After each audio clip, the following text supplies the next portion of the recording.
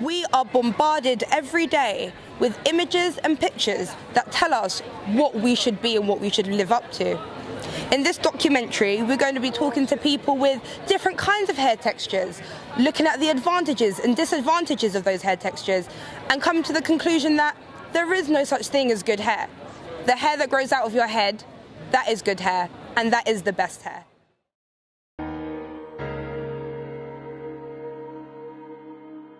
My hair be the pillow I want to lay in.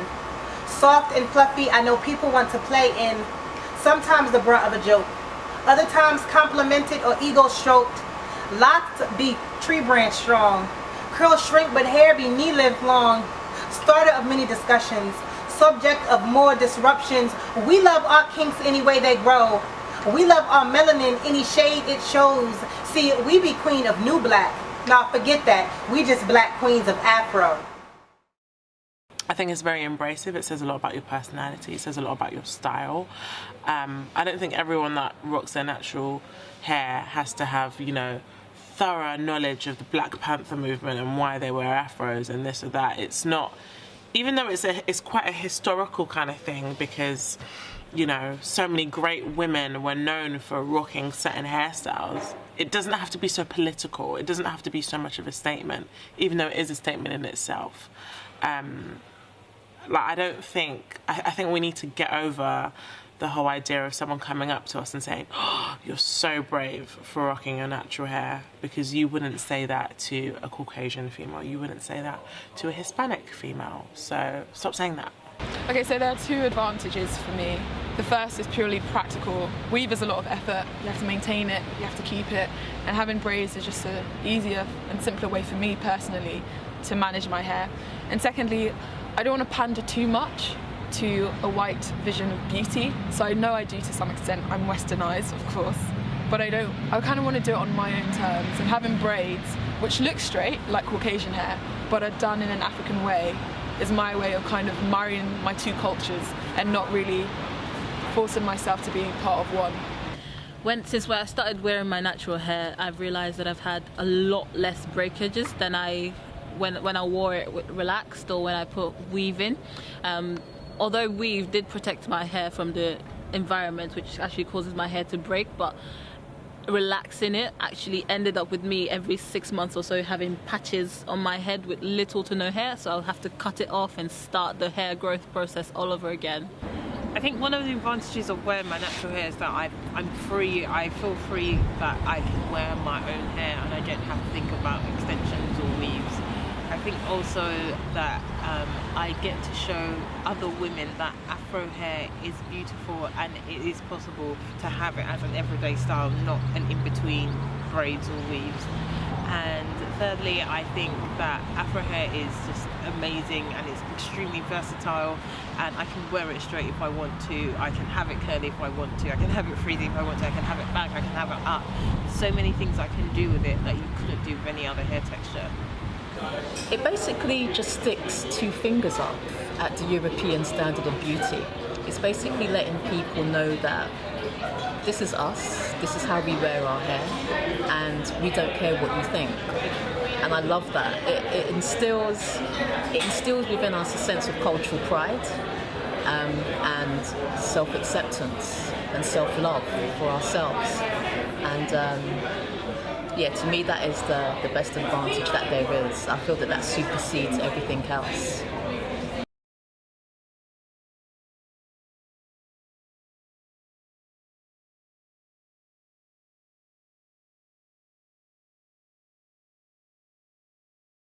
I don't wear weave because I don't feel comfortable wearing it. I don't care enough. It's too expensive. I'm happy with my natural hair. Every time I wear a weave, I show that black hair isn't beautiful. I don't need to, I don't want to, I'm beautiful without it. I actually had weave done on Friday. You would be surprised to see my hair natural now. It's Sunday. I wasn't pleased with the hairstyle, so I basically took all the weave out yesterday night after a wedding I went to. And yeah, back to my natural hair. I'm like, yes, because I wasn't happy with how the weave looked. What didn't you like about the weave? I think it was more the style wasn't accomplished that I'd kind of given my hairdresser. So wearing hair or having hair that kind of represents you, if you're not happy with it, I wasn't comfortable in my own skin at the wedding because my hairstyle wasn't how I wanted it to be, if that makes sense.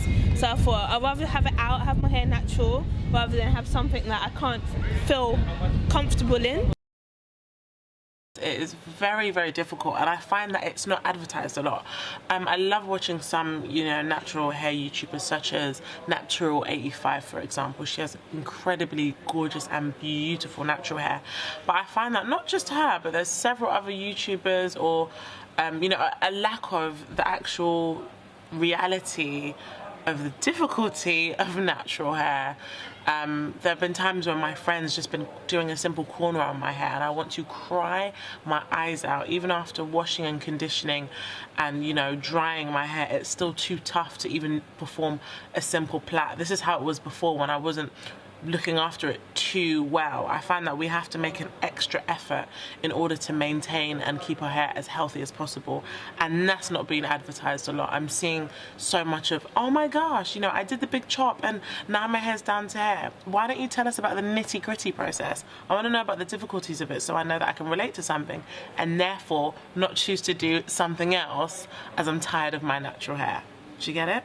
It's quite time consuming to style the hair or to take care of it properly, because before you style natural hair, I have to, or my hair anyway, I have to detangle it first. So I have to wet my hair, section it, detangle, and then section it some more, add oil. So you can't really take care of, wear natural hair if you're not prepared to set aside time every day to properly take care of it. I personally don't feel that there is a disadvantage, only the disadvantage that has been perpetuated onto us from the time of the beginning of enslavement.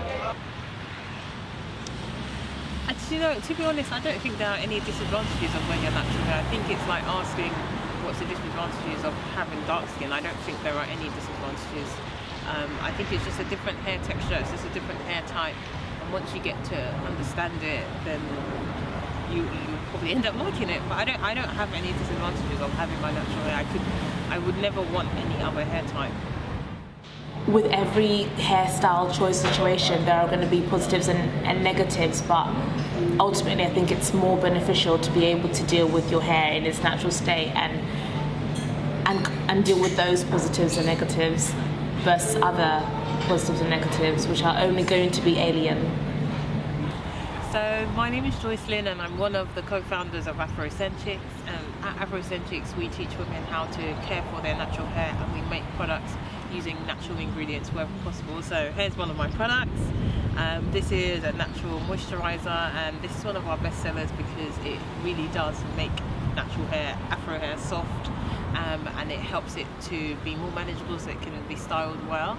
And the reason why I started my business was because I realized that there were so many women like me who wanted to wear their hair in its natural state but didn't know how to care for it. So I started a company with my business partner Rachel, and now we teach women using workshops how to care for their hair and how to use the right products for their hair type. What in particular do you love about your hair and the kind of hair you have and how it makes you feel about yourself? Just that it's so versatile. I can do whatever I want to it. I can straighten it, I can leave it curly, I can braid it.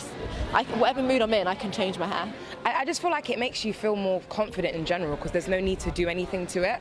Like, you can have it in a style to your hair, and people, like white people for example, be like, oh, your hair's so poofy, and it's like, it's your hair, like, it's unique, it's you. What do you love most about your hair?